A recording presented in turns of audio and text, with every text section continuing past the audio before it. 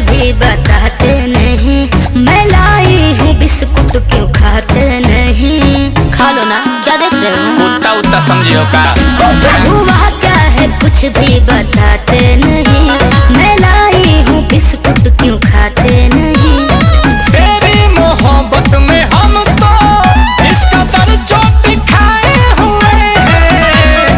तेरी मोहब्बत में हम तो इसका दर चोट खाए हुए हैं। कल तेरे क्या है? कल तेरे बाप ने मारा था, आज भाई आए हुए हैं। अरे बाप रे।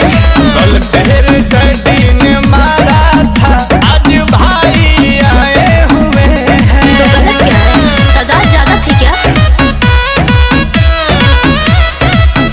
As we are on the music.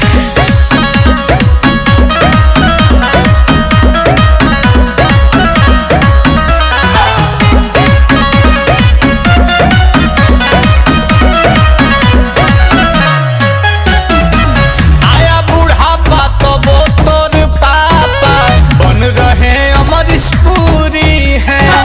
Shakti Kapoor तेरे घर में है जन्मा, वो तो है। प्यार में बढ़ा दिया दूरी है। पागल है, दीवाना है। चुप रहो।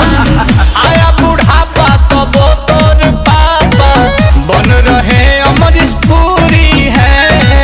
शक्ति कपूर तेरे घर में है जन्मा, प्यार में बढ़ा दिया दूरी है। जेमे खतरा ना होखे वो प्यार कैसन। तो भगाले जई हो छे कुमार जैसन।